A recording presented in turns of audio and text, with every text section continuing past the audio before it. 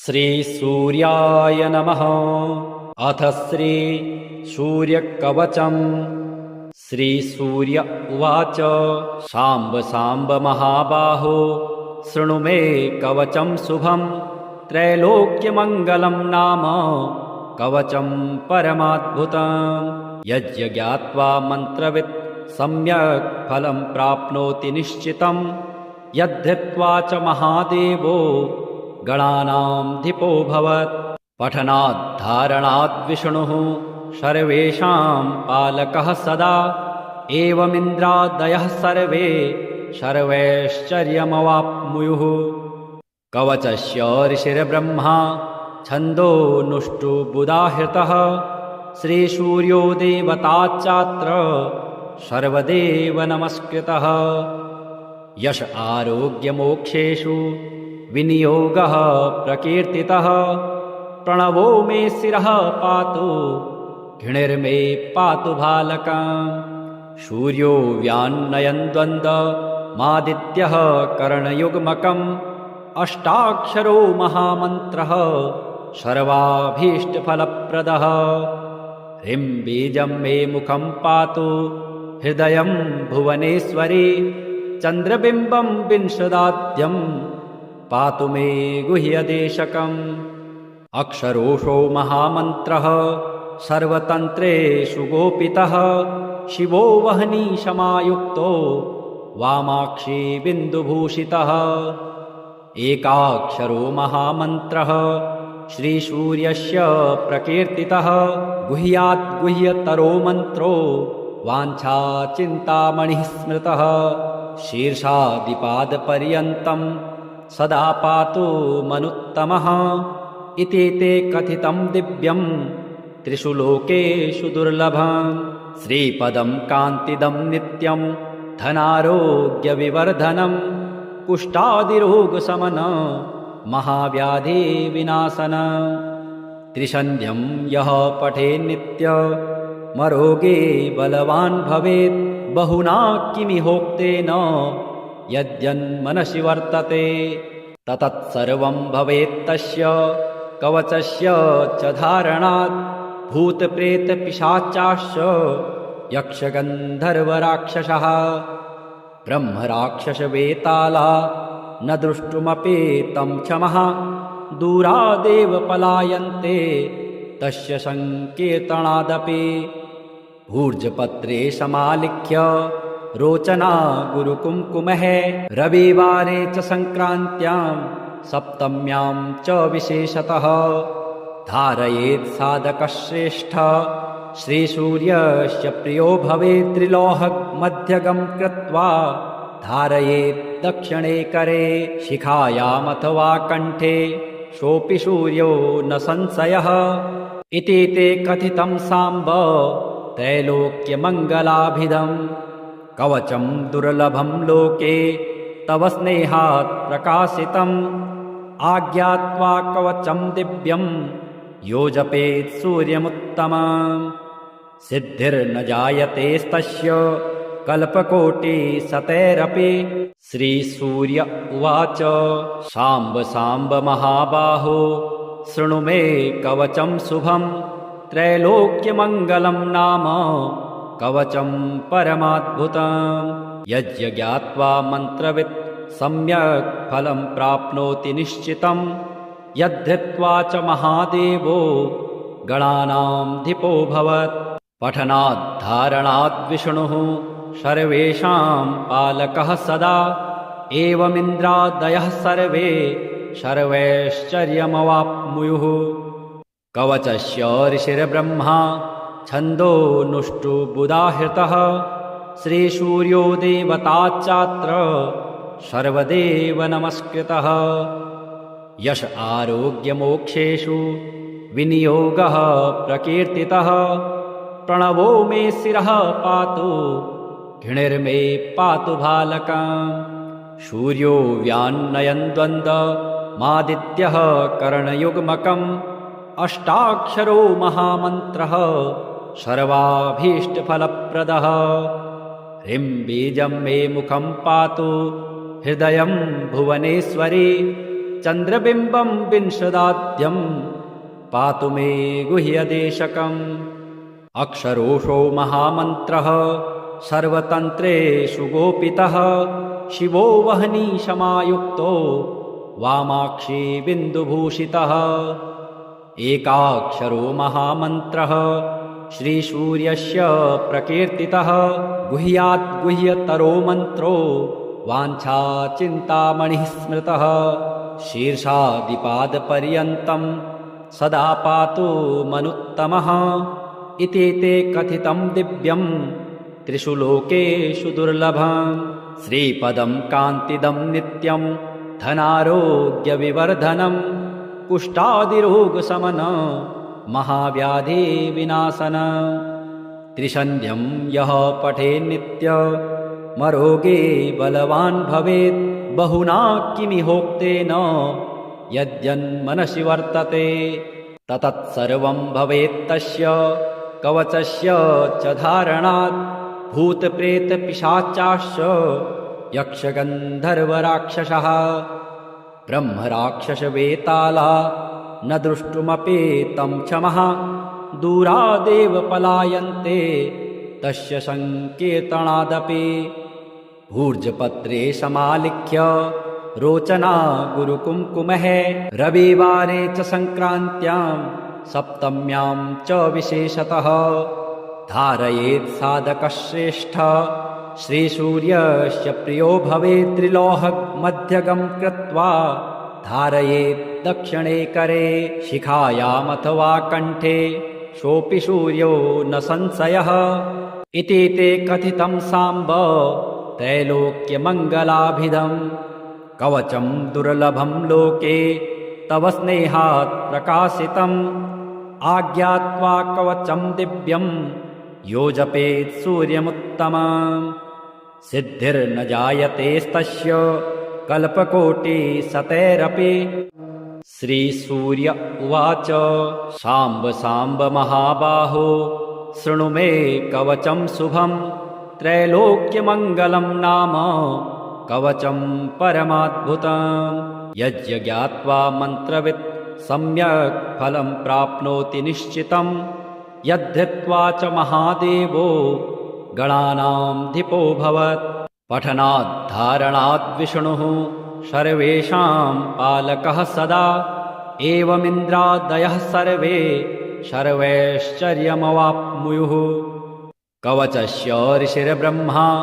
छन्दोनुष्टुबुधाहृतः श्रीसूर्यो देवताच्चात्र सर्वदेव नमस्कृतः यश आरोग्यमोक्षेषु विनियोगः प्रकीर्तितः प्रणवो मे शिरः पातु घृणिर्मे पातु भालकम् सूर्यो व्यान्नयन् द्वन्द्वमादित्यः करणयुग्मकम् अष्टाक्षरो महामन्त्रः सर्वाभीष्टफलप्रदः ह्रीं बीजं मे मुखं पातु हृदयं भुवनेश्वरी चन्द्रबिम्बं विंशदाद्यं पातु मे गुह्यदेशकम् अक्षरोषो महामन्त्रः सर्वतन्त्रेषु गोपितः शिवो वह्नि समायुक्तो वामाक्षी बिन्दुभूषितः एकाक्षरो महामन्त्रः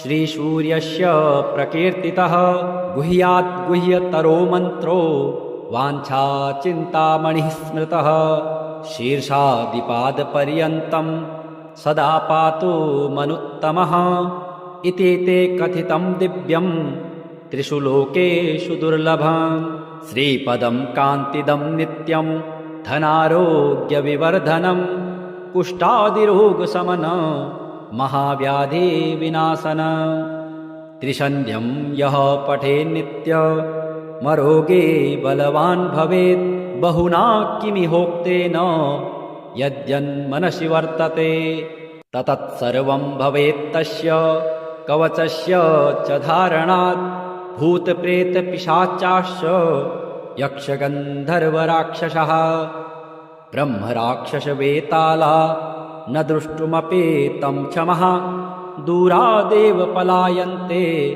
तस्य सङ्कीर्तनादपि भूर्जपत्रे समालिख्य रोचना गुरुकुङ्कुमः रविवारे च सङ्क्रान्त्यां सप्तम्यां च विशेषतः धारयेत् साधकश्रेष्ठ श्रीसूर्यस्य प्रियो भवेत् त्रिलोहमध्यगं कृत्वा धारयेत् दक्षिणे करे शिखायामथवा कण्ठे सोऽपि सूर्यो न संशयः इति ते कथितं साम्ब त्रैलोक्यमङ्गलाभिधम् कवचं दुर्लभं लोके तव स्नेहात् प्रकाशितम् आज्ञात्वा कवचं दिव्यं यो जपेत् सूर्यमुत्तमम् सिद्धिर्न जायतेस्तस्य कल्पकोटिशतैरपि श्रीसूर्य उवाच साम्ब साम्ब महाबाहो शृणु मे कवचं शुभं त्रैलोक्यमङ्गलं नाम कवचं परमाद्भुतम् यज्ञात्वा मन्त्रवित् सम्यक् फलं प्राप्नोति निश्चितं यद्धृत्वा च महादेवो गणानामधिपो भवत् पठनाद्धारणाद् विष्णुः सर्वेषां पालकः सदा एवमिन्द्रादयः सर्वे सर्वैश्चर्यमवाप्नुयुः कवचस्य ऋषिर्ब्रह्मा छन्दोनुष्टुबुधाहृतः श्रीसूर्यो देवताच्चात्र सर्वदेव नमस्कृतः यश आरोग्यमोक्षेषु विनियोगः प्रकीर्तितः प्रणवो मे शिरः पातु घृणिर्मे पातु भालकम् सूर्यो व्यान्नयन् द्वन्द्वमादित्यः करणयुग्मकम् अष्टाक्षरो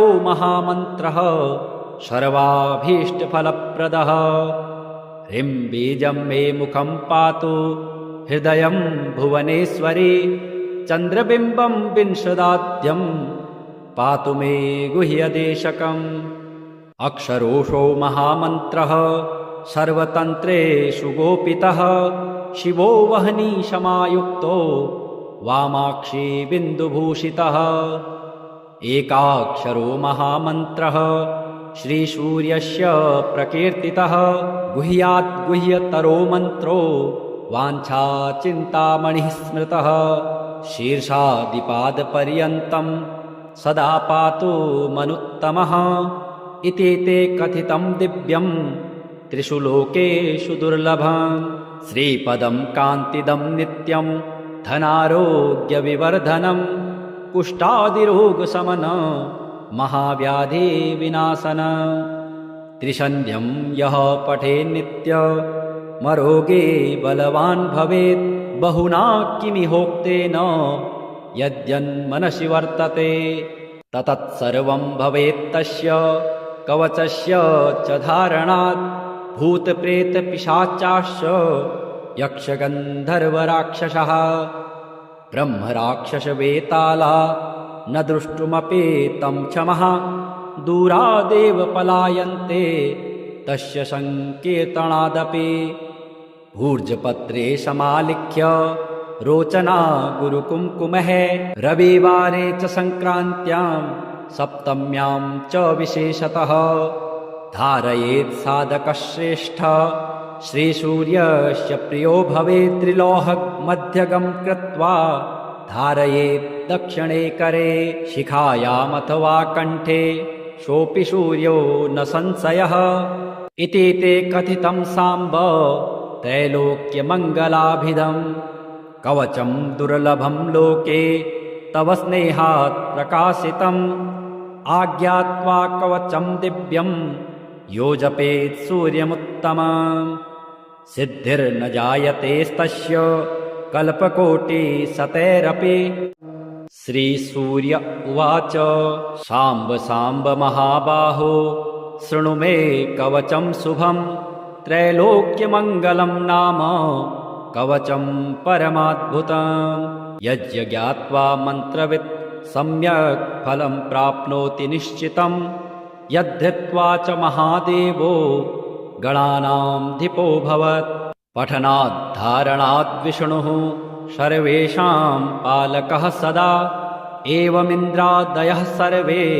सर्वैश्चर्यमवाप्नुयुः कवचस्य ऋषिर्ब्रह्मा छन्दोनुष्टुबुधाहृतः श्रीसूर्यो देवताच्चात्र सर्वदेव नमस्कृतः यश आरोग्यमोक्षेषु विनियोगः प्रकीर्तितः प्रणवो मे शिरः पातु घृणिर्मे पातु भालकम् सूर्यो व्यान्नयन् द्वन्द्वमादित्यः करणयुग्मकम् अष्टाक्षरो महामन्त्रः सर्वाभीष्टफलप्रदः ह्रीं बीजं मे मुखं पातु हृदयं भुवनेश्वरी चन्द्रबिम्बं विंशदाद्यं पातु मे गुह्यदेशकम् अक्षरोषो महामन्त्रः सर्वतन्त्रेषु गोपितः शिवो वह्नि समायुक्तो वामाक्षी बिन्दुभूषितः एकाक्षरो महामन्त्रः श्रीसूर्यस्य प्रकीर्तितः गुह्यात् गुह्यतरो मन्त्रो वाञ्छाचिन्तामणिः स्मृतः शीर्षादिपादपर्यन्तं सदा पातु मनुत्तमः इति ते कथितं दिव्यं त्रिषु लोकेषु दुर्लभम् श्रीपदं कान्तिदं नित्यं धनारोग्यविवर्धनम् कुष्ठादिरोगशमनं महाव्याधिविनाशनम् त्रिसन्ध्यं यः पठेन्नित्यमरोगे बलवान् भवेत् बहुना किमिहोक्तेन यद्यन्मनसि वर्तते ततत्सर्वं भवेत्तस्य कवचस्य च धारणात् भूतप्रेतपिशाचाश्च यक्षगन्धर्वराक्षसः ब्रह्मराक्षसवेताला न द्रष्टुमपि तं क्षमः दूरादेव पलायन्ते तस्य सङ्कीर्तनादपि भूर्जपत्रे समालिख्य रोचना गुरुकुङ्कुमः रविवारे च सङ्क्रान्त्यां सप्तम्यां च विशेषतः धारयेत् साधकश्रेष्ठ श्रीसूर्यस्य प्रियो भवेत् त्रिलोहमध्यगं कृत्वा धारयेत् दक्षिणे करे शिखायामथवा कण्ठे सोऽपि सूर्यो न संशयः इति ते कथितं साम्ब त्रैलोक्यमङ्गलाभिधम् कवचं दुर्लभं लोके तव स्नेहात् प्रकाशितम् आज्ञात्वा कवचं दिव्यं यो जपेत् सूर्यमुत्तमम् सिद्धिर्न जायतेस्तस्य कल्पकोटिशतैरपि श्रीसूर्य उवाच साम्ब साम्ब महाबाहो शृणु मे कवचं शुभं त्रैलोक्यमङ्गलं नाम कवचं परमाद्भुतम् यज्ञात्वा मन्त्रवित् सम्यक् फलं प्राप्नोति निश्चितं यद्धृत्वा च महादेवो गणानामधिपो भवत् पठनाद्धारणाद् विष्णुः सर्वेषां पालकः सदा एवमिन्द्रादयः सर्वे सर्वैश्चर्यमवाप्नुयुः कवचस्य ऋषिर्ब्रह्मा छन्दोनुष्टुबुधाहृतः श्रीसूर्यो देवताच्चात्र सर्वदेव नमस्कृतः यश आरोग्यमोक्षेषु विनियोगः प्रकीर्तितः प्रणवो मे शिरः पातु घृणिर्मे पातु भालकम् सूर्यो व्यान्नयन् द्वन्द्वमादित्यः करणयुग्मकम् अष्टाक्षरो महामन्त्रः सर्वाभीष्टफलप्रदः ह्रीं बीजं मे मुखं पातु हृदयं भुवनेश्वरी चन्द्रबिम्बं विंशदाद्यं पातु मे गुह्यदेशकम् अक्षरोषो महामन्त्रः सर्वतन्त्रेषु गोपितः शिवो वह्नि समायुक्तो वामाक्षी बिन्दुभूषितः एकाक्षरो महामन्त्रः श्रीसूर्यस्य प्रकीर्तितः गुह्यात् गुह्यतरो मन्त्रो वाञ्छाचिन्तामणिः स्मृतः शीर्षादिपादपर्यन्तं सदा पातु मनुत्तमः इति ते कथितं दिव्यं त्रिषु लोकेषु दुर्लभम् श्रीपदं कान्तिदं नित्यं धनारोग्यविवर्धनं कुष्ठादिरोगशमन महाव्याधिविनाशन त्रिसन्ध्यं यः पठेन्नित्यमरोगे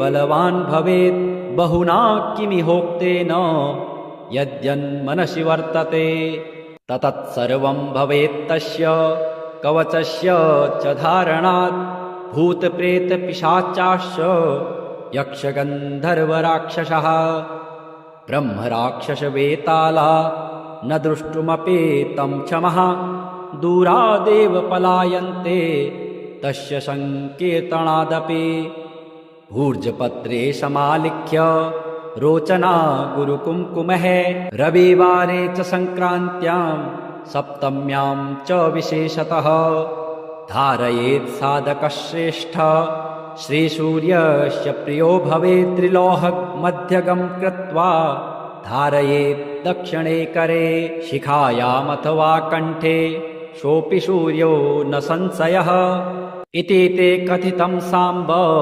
त्रैलोक्यमङ्गलाभिधम् कवचं दुर्लभं लोके तव स्नेहात् प्रकाशितम् आज्ञात्वा कवचं दिव्यं यो जपेत् सूर्यमुत्तमम् सिद्धिर्न जायतेस्तस्य कल्पकोटिशतैरपि श्रीसूर्य उवाच साम्ब साम्ब महाबाहो शृणु मे कवचं शुभं त्रैलोक्यमङ्गलं नाम कवचं परमाद्भुतम् यज्ञात्वा मन्त्रवित् सम्यक् फलं प्राप्नोति निश्चितं यद्धृत्वा च महादेवो गणानामधिपो भवत् पठनाद्धारणाद् विष्णुः सर्वेषां पालकः सदा एवमिन्द्रादयः सर्वे सर्वैश्चर्यमवाप्नुयुः कवचस्य ऋषिर्ब्रह्मा छन्दोनुष्टुबुधाहृतः श्रीसूर्यो देवताच्चात्र सर्वदेव नमस्कृतः यश आरोग्यमोक्षेषु विनियोगः प्रकीर्तितः प्रणवो मे शिरः पातु घृणिर्मे पातु भालकम् सूर्यो व्यान्नयन् द्वन्द्वमादित्यः करणयुग्मकम् अष्टाक्षरो महामन्त्रः सर्वाभीष्टफलप्रदः ह्रीं बीजं मे मुखं पातु हृदयं भुवनेश्वरी चन्द्रबिम्बं विंशदाद्यं पातु मे गुह्यदेशकम् अक्षरोषो महामन्त्रः सर्वतन्त्रेषु गोपितः शिवो वह्निशमायुक्तो वामाक्षी बिन्दुभूषितः एकाक्षरो महामन्त्रः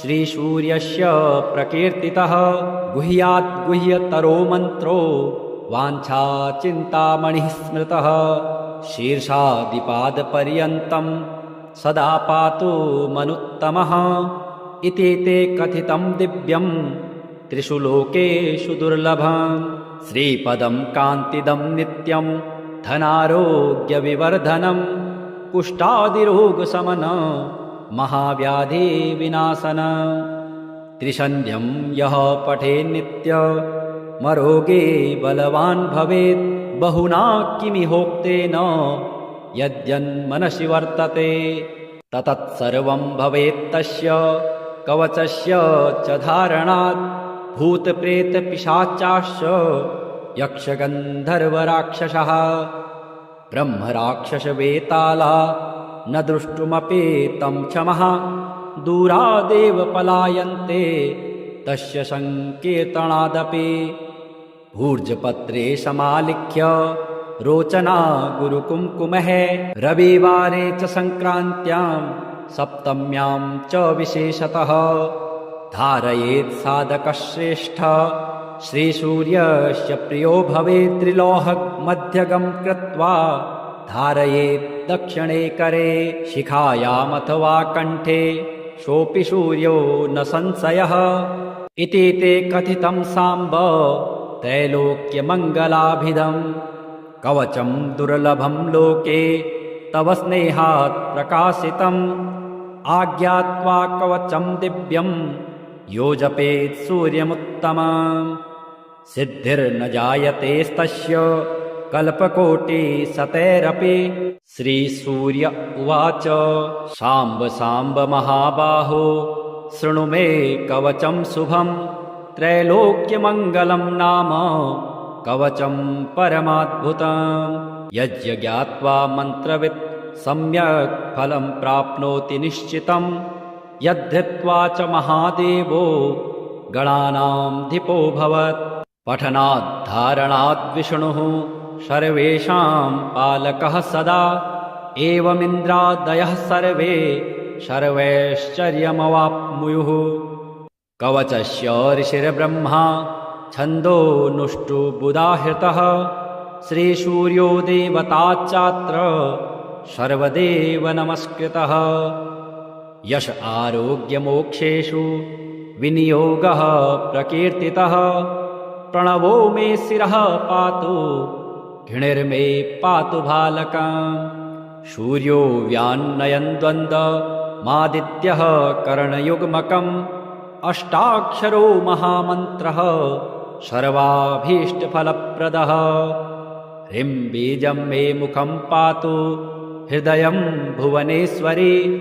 चन्द्रबिम्बं विंशदाद्यं पातु मे गुह्यदेशकम्।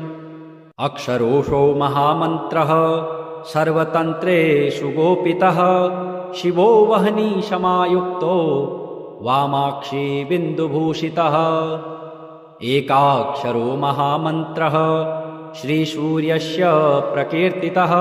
गुह्यात् गुह्यतरो मन्त्रो वाञ्छाचिन्तामणिः स्मृतः। शीर्षादिपादपर्यन्तं सदा पातु मनुत्तमः। इति ते कथितं दिव्यं त्रिषु लोकेषु दुर्लभम्। श्रीपदं कान्तिदं नित्यं धनारोग्यविवर्धनम्। कुष्ठादिरोगशमनं महाव्याधिविनाशनम्। त्रिसन्ध्यं यः पठेन्नित्यमरोगे बलवान् भवेत्। बहुना किमिहोक्तेन यद्यन्मनसि वर्तते। ततत्सर्वं भवेत्तस्य कवचस्य च धारणात्। भूतप्रेतपिशाचाश्च यक्षगन्धर्वराक्षसः ब्रह्मराक्षसवेताला न द्रष्टुमपि तं क्षमः। दूरादेव पलायन्ते तस्य सङ्कीर्तनादपि। भूर्जपत्रे समालिख्य रोचना गुरुकुङ्कुमः। रविवारे च सङ्क्रान्त्यां सप्तम्यां च विशेषतः। धारयेत् साधकश्रेष्ठ श्रीसूर्यस्य प्रियो भवेत्। त्रिलोहमध्यगं कृत्वा धारयेत् दक्षिणे करे। शिखायामथवा कण्ठे सोऽपि सूर्यो न संशयः। इति ते कथितं साम्ब त्रैलोक्यमङ्गलाभिधम्। कवचं दुर्लभं लोके तव स्नेहात् प्रकाशितम्। आज्ञात्वा कवचं दिव्यं यो जपेत् सूर्यमुत्तमम्। सिद्धिर्न जायतेस्तस्य कल्पकोटिशतैरपि। श्रीसूर्य उवाच शाम्ब शाम्ब महाबाहो शृणु मे कवचं शुभं। त्रैलोक्यमङ्गलं नाम कवचं परमाद्भुतम्। यज्ञात्वा मन्त्रवित् सम्यक् फलं प्राप्नोति निश्चितं। यद्धृत्वा च महादेवो गणानामधिपो भवत्। पठनाद्धारणाद् विष्णुः सर्वेषां पालकः सदा। एवमिन्द्रादयः सर्वे सर्वैश्चर्यमवाप्नुयुः। कवचस्य ऋषिर्ब्रह्मा छन्दोनुष्टुबुधाहृतः। श्रीसूर्यो देवताच्चात्र सर्वदेव नमस्कृतः। यश आरोग्यमोक्षेषु विनियोगः प्रकीर्तितः। प्रणवो मे शिरः पातु घृणिर्मे पातु भालकम्। सूर्यो व्यान्नयन् द्वन्द्वमादित्यः करणयुग्मकम्। अष्टाक्षरो महामन्त्रः सर्वाभीष्टफलप्रदः। ह्रीं बीजं मे मुखं पातु हृदयं भुवनेश्वरी। चन्द्रबिम्बं विंशदाद्यं पातु मे गुह्यदेशकम् अक्षरोषो महामन्त्रः सर्वतन्त्रेषु गोपितः शिवो वह्निशमायुक्तो वामाक्षी बिन्दुभूषितः एकाक्षरो महामन्त्रः श्रीसूर्यस्य प्रकीर्तितः गुह्यात् गुह्यतरो मन्त्रो वाञ्छाचिन्तामणिः स्मृतः शीर्षादिपादपर्यन्तं सदा पातु मनुत्तमः इति ते कथितं दिव्यं त्रिषु लोकेषु दुर्लभम् श्रीपदं कान्तिदं नित्यं धनारोग्यविवर्धनम् कुष्ठादिरोगशमन महाव्याधिविनाशन त्रिसन्ध्यं यः पठेन्नित्यमरोगे बलवान् भवेत् बहुना किमिहोक्तेन यद्यन्मनसि वर्तते ततत्सर्वं भवेत्तस्य कवचस्य च धारणात् भूतप्रेतपिशाचाश्च यक्षगन्धर्वराक्षसः ब्रह्मराक्षसवेताला न द्रष्टुमपेतं क्षमः दूरादेव पलायन्ते तस्य सङ्कीर्तनादपि भूर्जपत्रे समालिख्य रोचना गुरुकुङ्कुमः रविवारे च सङ्क्रान्त्यां सप्तम्यां च विशेषतः धारयेत् साधकश्रेष्ठ श्रीसूर्यस्य प्रियो भवेत् त्रिलोहमध्यगं कृत्वा धारयेत् दक्षिणे करे शिखायामथवा कण्ठे सोऽपि सूर्यो न संशयः इति ते कथितं साम्ब त्रैलोक्यमङ्गलाभिधम् कवचं दुर्लभं लोके तव स्नेहात् प्रकाशितम् आज्ञात्वा कवचं दिव्यं यो जपेत् सूर्यमुत्तमम् सिद्धिर्न जायतेस्तस्य कल्पकोटिशतैरपि श्रीसूर्य उवाच साम्ब साम्ब महाबाहो शृणु मे कवचं शुभं त्रैलोक्यमङ्गलं नाम कवचं परमाद्भुतम् यज्ञात्वा मन्त्रवित् सम्यक् फलं प्राप्नोति निश्चितं यद्धृत्वा च महादेवो गणानां धिपो भवत् पठनाद्धारणाद् विष्णुः सर्वेषां पालकः सदा एवमिन्द्रादयः सर्वे सर्वैश्चर्यमवाप्नुयुः कवचस्य ऋषिर्ब्रह्मा छन्दोनुष्टुबुधाहृतः श्रीसूर्यो देवताच्चात्र सर्वदेव नमस्कृतः यश आरोग्यमोक्षेषु विनियोगः प्रकीर्तितः प्रणवो मे शिरः पातु घृणिर्मे पातु भालकम् सूर्यो व्यान्नयन् द्वन्द्वमादित्यः करणयुग्मकम् अष्टाक्षरो महामन्त्रः सर्वाभीष्टफलप्रदः ह्रीं बीजं मे मुखं पातु हृदयं भुवनेश्वरी चन्द्रबिम्बं विंशदाद्यं पातु मे गुह्यदेशकम् अक्षरोषो महामन्त्रः सर्वतन्त्रेषु गोपितः शिवो वह्निशमायुक्तो वामाक्षी बिन्दुभूषितः एकाक्षरो महामन्त्रः श्रीसूर्यस्य प्रकीर्तितः गुह्यात् गुह्यतरो मन्त्रो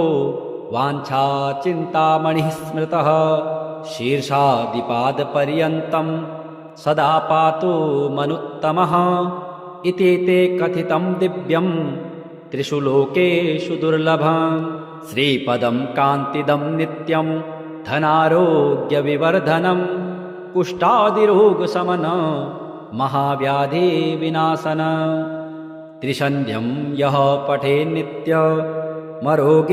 बलवान् भवेत् बहुना किमिहोक्तेन यद्यन्मनसि वर्तते ततत्सर्वं भवेत्तस्य कवचस्य च धारणात् भूतप्रेतपिशाचाश्च यक्षगन्धर्वराक्षसः ब्रह्मराक्षसवेताला न द्रष्टुमपेतं क्षमः दूरादेव पलायन्ते तस्य सङ्कीर्तनादपि भूर्जपत्रे समालिख्य रोचना गुरुकुङ्कुमः रविवारे च सङ्क्रान्त्यां सप्तम्यां च विशेषतः धारयेत् साधकश्रेष्ठ श्रीसूर्यस्य प्रियो भवेत् त्रिलोहमध्यगं कृत्वा धारयेत् दक्षिणे करे शिखायामथवा कण्ठे सोऽपि सूर्यो न संशयः इति ते कथितं साम्ब